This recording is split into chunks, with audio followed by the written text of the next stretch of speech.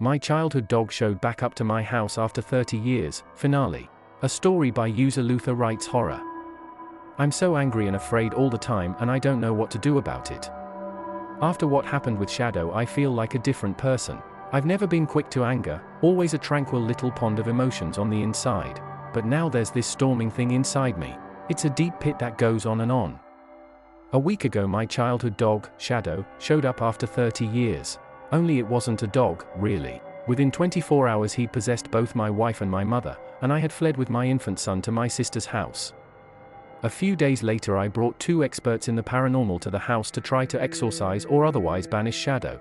But we barely made it out of the house. I didn't go back until last night. Hawthorne and Taryn, the paranormal experts, pulled me out of the house and we drove back to my sister Ellie's. It was a long, tense ride. We swerved through fog so thick I could taste it as it threatened to swallow us. I was in despair that we hadn't gotten my wife out, and I think the others were shell-shocked by the horror they'd experienced when we confronted Shadow. I've never met such a malignant evil, Hawthorne said. Never. He made us into puppets. Playthings. What the hell? Seriously, what the hell was that? Taryn said, guiding us between the yellow lines of highway. I think we can rule out demon, Hawthorne said. No sulfur smell, no response to any of the tools we brought, completely able to take over bodies it wasn't inhabiting. I have no idea. He doesn't seem like a ghost, or any purely physical being either. We arrived back at Ellie's and debriefed her.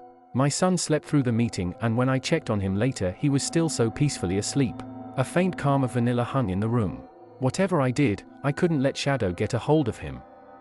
I'm not going back in there, Hawthorne said as they left. I'm sorry to say that this situation is way over my head. Wish we could do more to help, but I don't think I'd survive my next encounter with that entity. I gotta agree, much as I hate to say it. If that glass in my hand didn't shatter we wouldn't have made it out. I know when I'm beat, Taryn said, examining the cuts on her hand. I thanked them for putting their lives on the line for me and asked them to let me know if their research hit on anything. There's one thing I noticed, Hawthorne said. The entity had a more difficult time controlling you than the others. That must have something to do with your connection and why it's targeting you. If there's a way to get through this, I think you're the only one who is going to be able to do it. They disappeared into the night mist with the faint hum of an automotive engine starting and the crackling of tires leaving the gravel driveway. I spent the next few days getting my affairs in order. Truthfully, I didn't expect to make it out of that house when I went to confront Shadow again. If I didn't come back, Ellie was to take my son and go somewhere that Shadow couldn't find him. That was the main part, I had to protect my son. There's an endless pit rimmed with human teeth, there's a deep pit, help, I can't stay here. He has me, he has my body, my soul, someone please get me out of here, there's a deep pit full of gnashing, there's nothing at the bottom, get out, get away, don't let him in, don't let him have me, help. My wife was trapped with him, I needed to get her out, and my mother too if I could. Yesterday, everything was in order. I crawled into my sedan, forced myself into it. It's hard, I know 37 years is more than some people get, more than most people in the history of the human race have gotten, but it seems such a short time to have lived to now be heading for what I assumed would be my death. I forced myself to close the car door, to turn the ignition, to put the vehicle in gear. I had no plan other than to go in there and confront him. My mother was in the kitchen, just sitting there with her eyes wide open, not even blinking. She turned toward me and smiled a despicable, tooth-wide, gaping smile, and cocked her neck painfully to its side.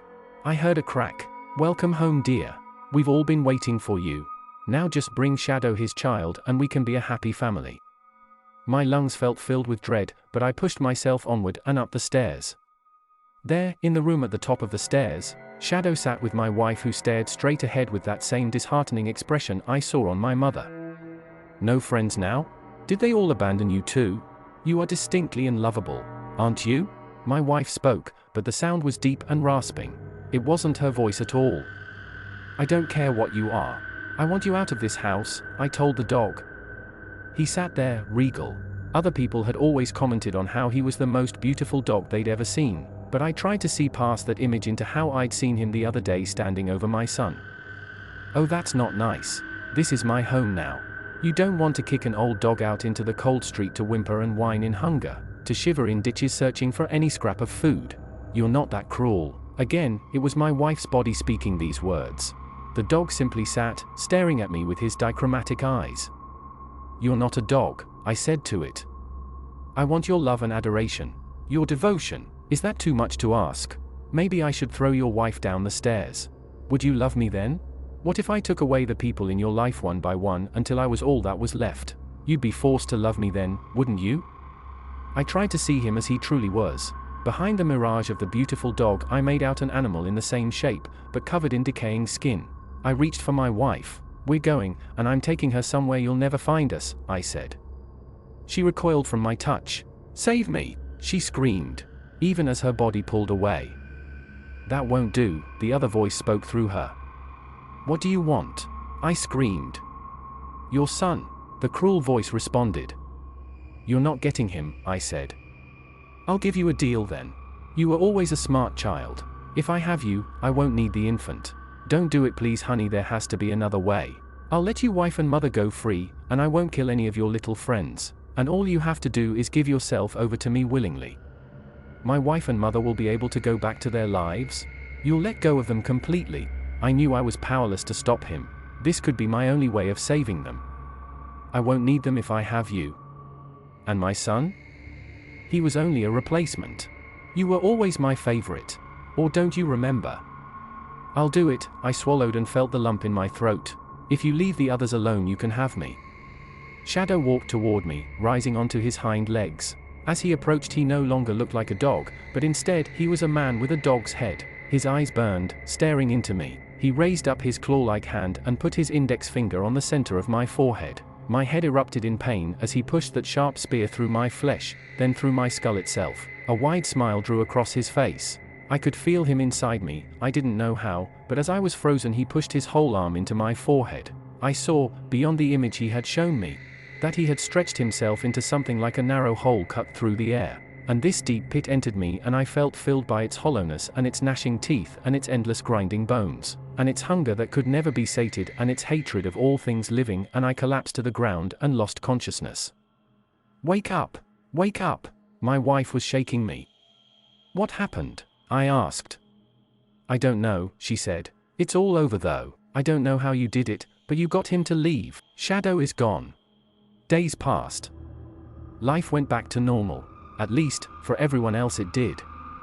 But since then I have been filled with anger every moment of every day, sitting at the bottom of my gut, burning a hole in me. I'll hear a glass being set onto the counter, I'll notice a toy left out on the ground, and it will take everything I have to stifle an eruption. I might have to leave, for their sake. Every time I close my eyes I see a deep black pit rimmed with broken teeth. I black out and lose time. I wake up sometimes, miles from home, with red smears on my hands. I know I should be happy that my family is safe, but something in me is broken. Shadow 1. Whatever he is inside me, and like it or not he is bending me to his will. That is the last part of this story. We thank user Luther Writes Horror of No Sleep subreddit for their spectacular story of a childhood dog returning to his family, but with a dark turn. Thank you all for listening to this story. If you like this kind of content, kindly share and subscribe to this channel, and turn on the notification bell to receive all the updates from us. And also, do not forget to like and share this video, and comment down below on what you think about the overall story of the childhood dog who returned to his owner after 30 years. This is the Double Dutchman, and it's a pleasure to share these dark stories with you. Check out more of our stories by visiting our channel. Till our next story, we'll see you there.